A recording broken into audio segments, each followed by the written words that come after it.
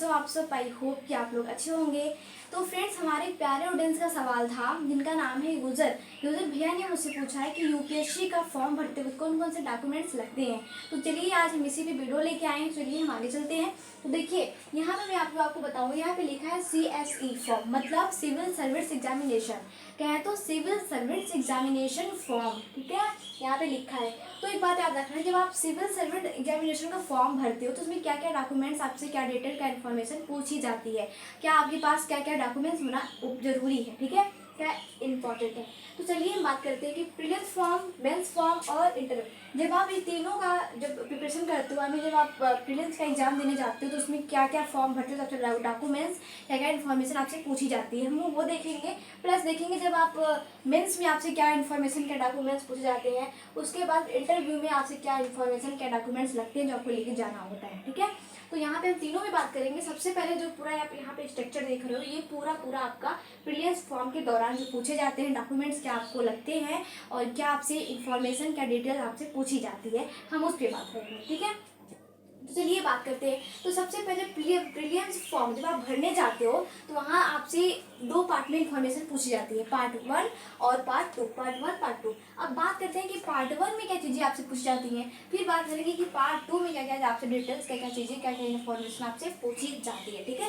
तो यहाँ पे देखिए पार्ट 1 में आपसे बेसिक इन्फॉर्मेशन पूछी जाती है। सबसे पहले आपके पार्ट 1 में बेसिक इन्फॉर्मेशन आपसे पूछी जाती है, ठीक है। आपसे पार्ट 1 में बेसिक इन्फॉर्मेशन पूछी जाती है। अब बेसिक इन्फॉर्मेशन में कैसी इन्फॉर्मेशन आपसे पूछी जाती है, जैसे इसमें आपसे पूछा जाएगा कि आपने जो डिग्री हासिल की है वो आपसे, उसमें आपके सब्जेक्ट क्या रहे हैं। प्लस दूसरी बात आपसे ये पूछा जाएगा आपके पेरेंट्स के, आपके जो माता पिता हैं उनके नाम से रिलेटेड, उनके नाम के बारे में पूछा जाएगा। प्लस उसके बाद में आपसे आपका एड्रेस पूछा जाएगा, आप कहाँ के रहने वाले हो, और जहाँ के आप रहने वाले हो वहाँ का जो सर्टिफिकेट्स है वो किस डेट्स का है, ठीक है। ये सारी इन्फॉर्मेशन आपसे पूछी जाएगी। और उसके साथ ही साथ में कौन सी कैटेगरी से है और जिस कैटेगरी से है उसका सर्टिफिकेट से डेट का है, ये सारी इन्फॉर्मेशन आपसे पूछी जाएगी। उसके बाद में आपकी पढ़ाई कैसी हुई है, मतलब उसके बारे में आपकी पढ़ाई से रिलेटेड सवाल पूछे जाएंगे। तो ये सारी इन्फॉर्मेशन आपसे, बेसिक इन्फॉर्मेशन आपसे पूछी जाती है पार्ट 1 में, ठीक है। फिर उसके बाद में पार्ट 1 में ही आपसे मेंस के बारे में थोड़ी बहुत डिटेल पूछी जाती है। अब देखिए मेंस के बारे में ही आपको, जब आप प्रीलिम्स फॉर्म भरते हो तो उसमें प्रीलिम्स फॉर्म में ही आपसे थोड़ी बहुत जानकारी मेंस के बारे में ही ले ली जाती है। अब मेंस के बारे में क्या चीज़ें आपसे पूछी जाती है, जैसे कि मेंस में आपसे 3 चीज़ें पूछी जाएंगी। आपका ऑप्शनल सब्जेक्ट क्या रहा है, लैंग्वेज के बारे में, और प्लस आपका मीडियम क्या है। ये इसलिए पूछा जाता है ताकि जो एग्जामिनर है उसको पहले थोड़ा बहुत अनुमान हो कि मतलब आपका ऑप्शनल सब्जेक्ट क्या रहने वाला है। और अगर आप ऑप्शनल में जीएस का जो आप देखो, आपको जो यहाँ पे जो ऑप्शन आप सेलेक्ट करोगे उसमें लैंग्वेज क्या रहेगा, प्लस उसमें आपका जो मीडियम है वो मीडियम आप उस मीडियम में आप जीएस और ऑप्शनल में कौन सा लैंग्वेज चुनोगे, सिलेक्ट करोगे। प्लस आपका लैंग्वेज जो पूछेगा, आप लैंग्वेज, और देखो लैंग्वेज में ये पूछता है कि कहीं आप नॉर्थ ईस्ट के जो 6 राज्य हैं, त्रिपुरा और असम को छोड़कर बाकी जो स्टेट है आपके उत्तर पूर्वी राज्य जो है, कहीं आप वहाँ से तो बिलोंग नहीं करते। अगर आप वहाँ से आते हो तो वहाँ से आने वाले लोगों को लैंग्वेज का पेपर जो होता है उसमें छूट दी जाती है, ठीक है। वो लैंग्वेज का पेपर छोड़ सकती है, आप उसमें उनको लैंग्वेज भी छूट दी जाती है। तो इस वजह से पूछता है कि आप कहीं आप अरुणाचल प्रदेश से तो नहीं हो, कहीं मणिपुर, मेघालय, मिजोरम, नागालैंड, त्रिपुरा, सिक्किम, कहीं आप यहाँ से तो नहीं हो। यहाँ से जो उम्मीदवार होते हैं उनको लैंग्वेज में छूट दी जाती है, वो ये लैंग्वेज का पेपर छोड़ भी सकते हैं, ठीक है। तो यहाँ पे ये बातें रही।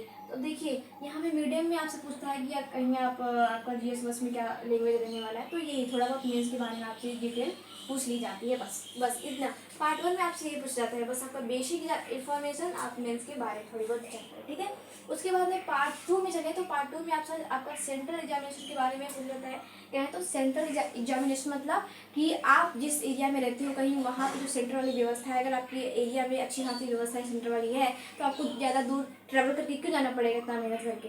और तो उससे आपको ही प्रॉफिट होता है, आपका ही बेनिफिट होता है, सेंटर जो आपको यहाँ पे डिटेल पूछता है। अब अगर हम उत्तर प्रदेश में बात करें तो उत्तर प्रदेश में प्रीलिम्स के दौरान टोटल 9 सेंटर काम करती हैं, जैसे कि नोएडा हो गया, गोरखपुर हो गया और लखनऊ, प्रयागराज, ठीक है, कुल मिला के 9 हैं। और जैसे कि आगरा भी है इसमें। उसके बाद में देखिए, लेकिन हाँ आपको बता दूं कि प्रीलिम्स के दौरान 9 सेंटर काम करती हैं उत्तर प्रदेश में। लेकिन वहीं अगर हम बात करें मेंस में तो मेंस में सिर्फ 2, एक प्रयागराज, एक लखनऊ, ठीक है।